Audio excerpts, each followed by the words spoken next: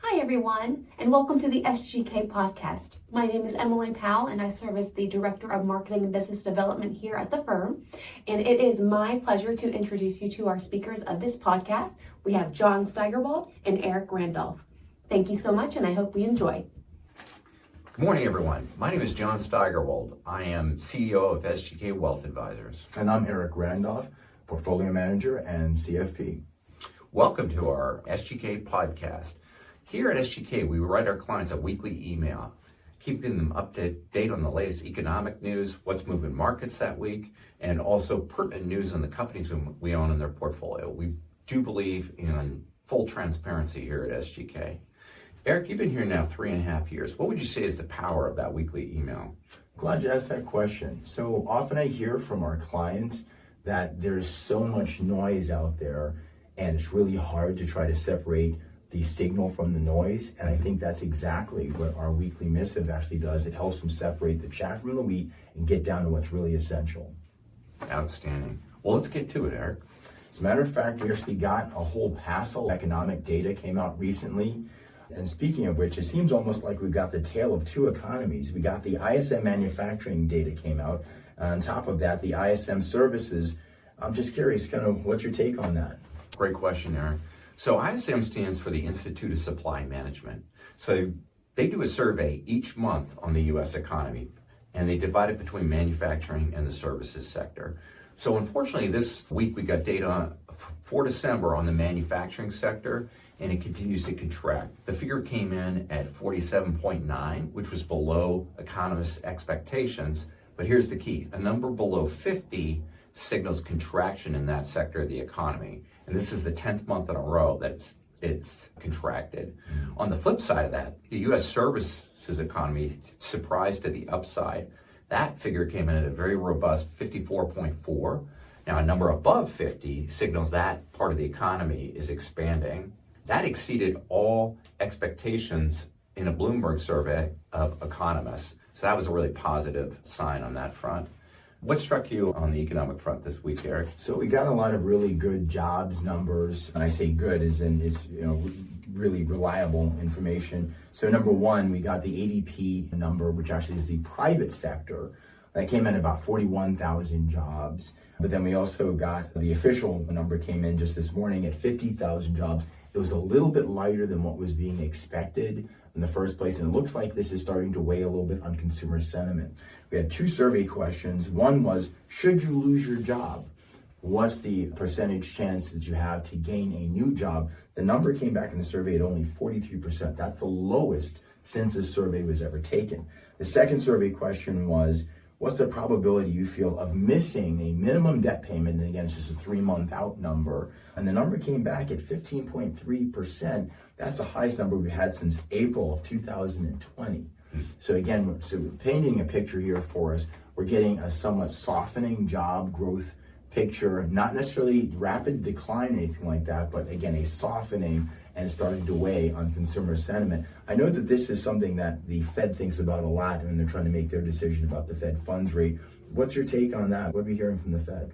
Well, that's another great question, Eric. And so this week we had a lot of Fed speak out. In particular, newly appointed Fed Governor Stephen Moran indicated he'd like to see over a full percentage point in rate cuts this year because he feels that monetary policy is restraining the economy.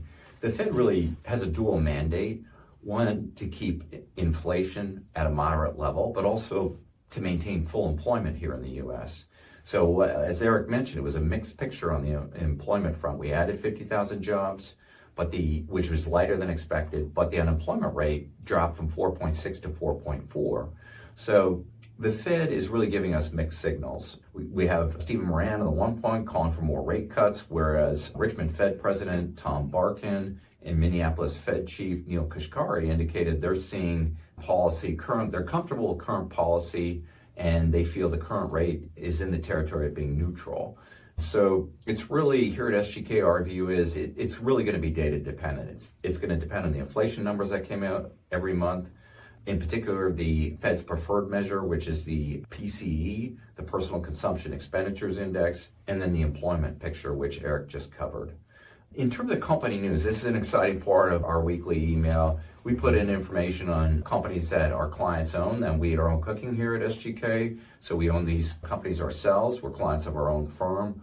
And basically, we believe in full transparency. So information that goes into our weekly will be, good news, bad news, whatever news comes out on a company, it's an information piece for our clients. What struck you this week, Eric? I'm gonna start us out on a good note, as a matter of fact. So, number one, let's go to the movies. Disney Zootopia 2 actually hit a new record. It's the biggest Hollywood release in China. This is actually measured in local currency, okay? And this is a big deal because why? China is the number 2 in movie consumption in the entire world. There's a lot of people there. A whole lot of people there. And here's wit. You ready for this? This movie actually dethroned another Disney movie. It was Avatar, Fire and Ash, actually. It used to be the number 1 movie. It's now been replaced by another Disney movie, Zootopia 2. Which, by the way, I saw last week with the family. Highly recommend it. It was really good. For all the kiddies out there, okay? Or adults. Yeah, or adults. And then the other one was the RTX, as a matter of fact. So RTX company, Collins Aerospace, just picked up a contract for $438 million. And this is actually to support the radar system. This is the radar system replacement program. So again, many of you already know that RTX actually produces or created a lot of the radars that we actually have out there right now. And so for the program is actually the upgrade of the entire system. And again, it's really big news for RTX. That is good news. On that front, Boeing, another SGK core holding, Alaska Air Group put in the biggest order for planes that they've ever done, 110 planes, and Boeing beat out Airbus for that contract. So it includes 105 of the narrow-body 737 MAX jets and 5 of the 787-10 wide-body aircraft. So that was a big win for Boeing. We mentioned earlier a weakness in the U.S. manufacturing sector. So both RTX, they make the Patriot missile system, for example, and Boeing are significant manufacturers and employ a lot of people here in the U.S. So hopefully that will help on manufacturing data going forward with those big wins from both those companies.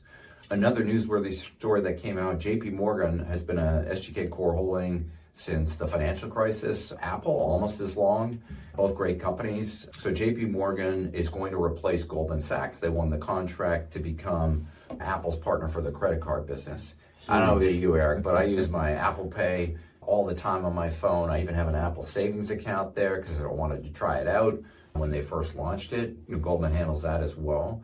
So I think it's a good move for Goldman because they're getting out of the consumer business period and focusing on their core competency, which is institutional clients. And JP Morgan are masters at consumer credit and the credit card business. So I think it's a win-win for both companies. JP Morgan's getting a significant discount on this asset, and Apple has, just as we know, a phenomenal reach globally. It'll take about 2 years for the transition, and we'll see if JP Morgan takes over the savings program as well. But a lot of news out this week, and that kind of sums it up right there. That's fantastic. Well, that about wraps it up, actually, for this week. Stay tuned, actually. So 2 weeks from now, we'll have actually our next edition.